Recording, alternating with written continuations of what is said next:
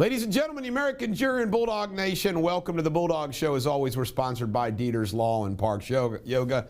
And happy Martin Luther King Jr. today. Banks are closed, courthouses are closed, some businesses are closed, some are not. But I want everybody to know that I'm a big Martin Luther King Jr. fan. Studied him, biographies, documentaries, so forth and so on. But I always love using his core dream from his I Have a Dream speech. And that was that he looks forward to the day when his children are judged by the content of their character and not the color of their skin. Amen. Who can't support that? I'll tell you who can't support that. The racists. The racists can't support that. The Democratic Party, the swamps, Black Lives Matter, so forth and so on. They're the ones that have a problem with the dream. I don't, you don't.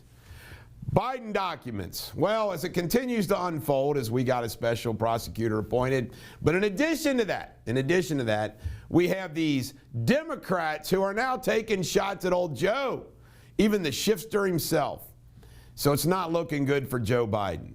And then we have some of these people that say, oh, Joe's handled this by textbook. You know, my goodness. And the inconsistent statements and everything else. You know, the best meme I got going on my social media page is, how come they're not sniffing through Joe Biden's underwear drawer like they did Melania's? The debt ceiling. Well, apparently, we got a problem.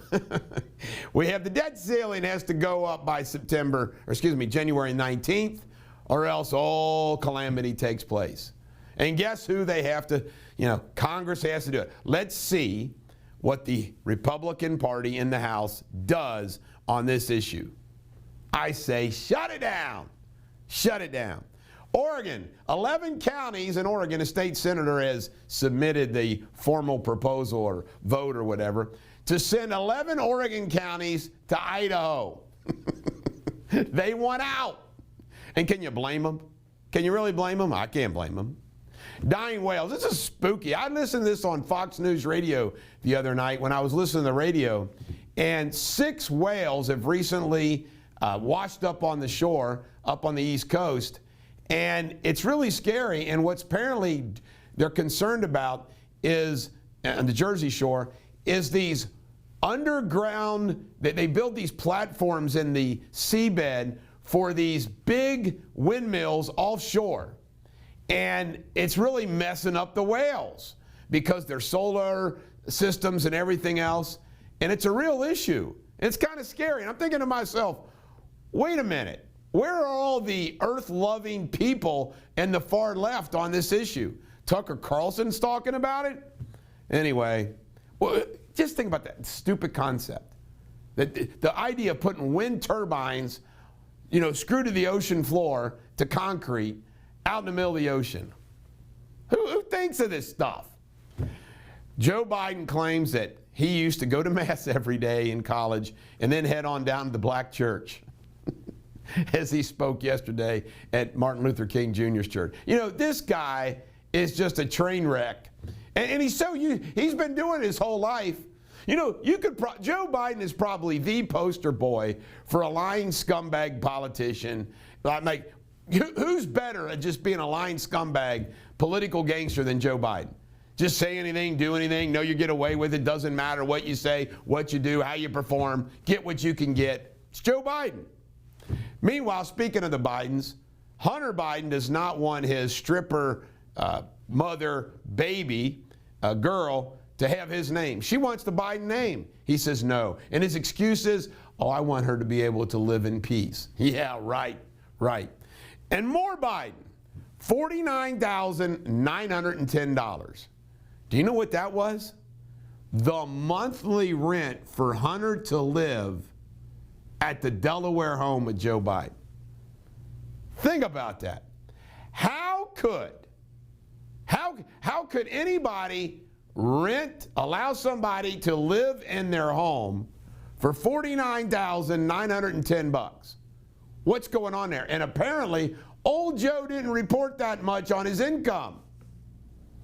I mean, what a complete criminal enterprise.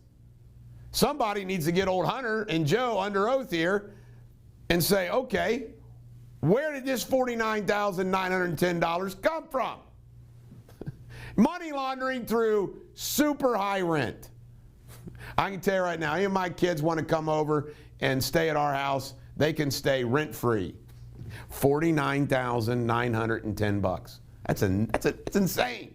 This is the Bulldog. Every dog has their day. Coming up is local news.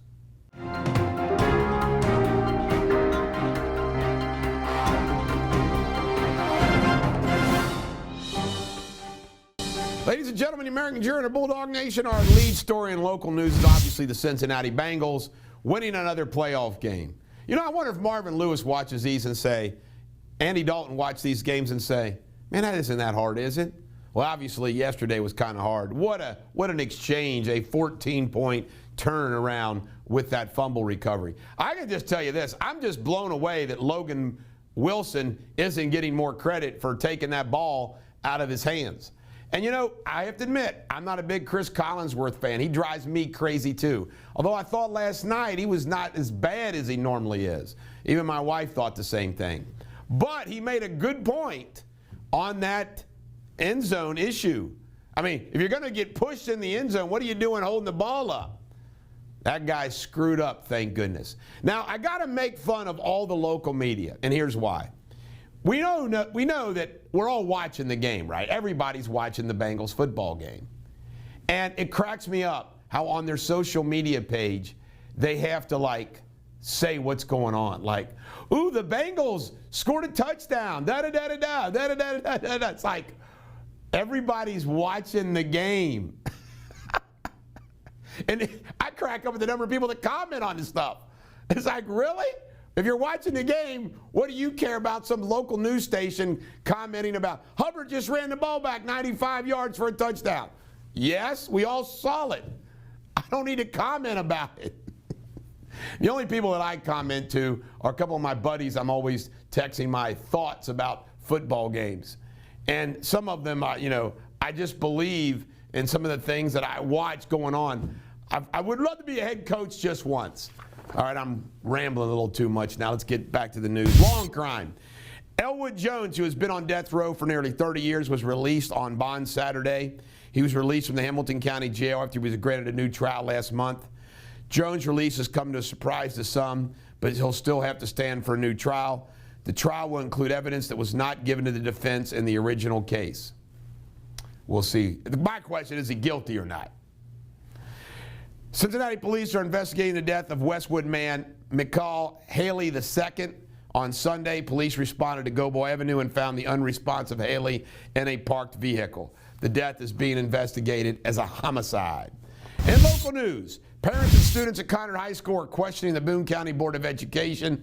The board has allowed the return of a student expelled last year for threatening a mass shooting. Wow, wow, wow, wow, wow. The expelled student has also created a kill list of students and others at the school. I'm sorry, I'd never let that kid back again. And by the way, just imagine if something went down. Woo, baby. Big time liability. The city of Cincinnati is updating their family leave policy. Employees can now take 12 weeks of fully paid parental leave, which is double what it was. The Boujajad will be very happy. The new terms will also include fostering children and taking legal guardianship of a child. The rising cost of living continues to make everyday life more difficult for tri-state families. A typical American is spending $371 more per month due to inflation compared to last year. Increases include $82 per month in housing and $72 more on food. You know, one thing I always think about when I'm at a sporting event is those people at that game, are they all rich? Are they just spending all their money to go to the Bengals game? I mean, how much it costs for tickets and food and drinks and parking at a Bengals game? None of those people can be like average middle-class citizens, can they? Crazy. Kentucky State news. Former Kentucky State Rep Charles Booker has been appointed a new position in Kentucky. You ready for this? Booker will be the head of faith-based initiatives and community involvement. He ran against Rand Paul. Bashir hired him. Yeah. Now just think about that. That position, do you think he's really going to do that? He's going to be campaigning all the time. Good old Booker. The number of millionaires increased in Kentucky over the last 5 years. Kentucky saw a 37% increase in tax filers with $1 million adjusted gross income. About 2,500 Kentuckians earned $1 million in 2015. That number increased to over 3,400 in 2020. Folks, I just want to say something. I ain't worried about the millionaires in Kentucky. I'm worried about everybody else. In Ohio State news, if adopted, Senate Bill 13 would allow any Ohioan 21 and older to make, drink, or serve moonshine. Individuals can't sell the product and can only produce up to 100 gallons a year. It can only be consumed by friends or family on private property in Ohio. And the University of Cincinnati cheer team and mascot won back-to-back national championships Saturday. Woo! And UK beat Tennessee on the road. Calipari maybe saved his job. This is the Bulldog. Every dog has their day. Have a great day.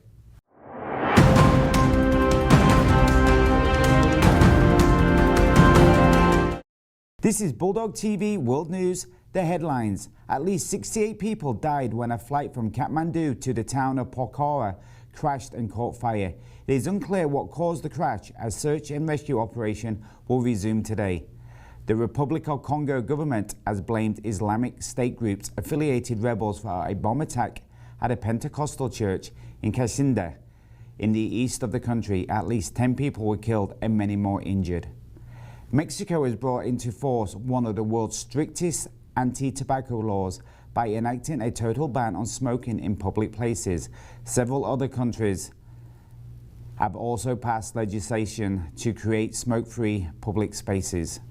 In sports, Barcelona beat Real Madrid 3-1 to win the Spanish Super Cup. Arsenal remain top of the EPL by beating Tottenham Hotspur 2-0, and the Cincinnati Bengals beat the Ravens to move one step closer to the Super Bowl.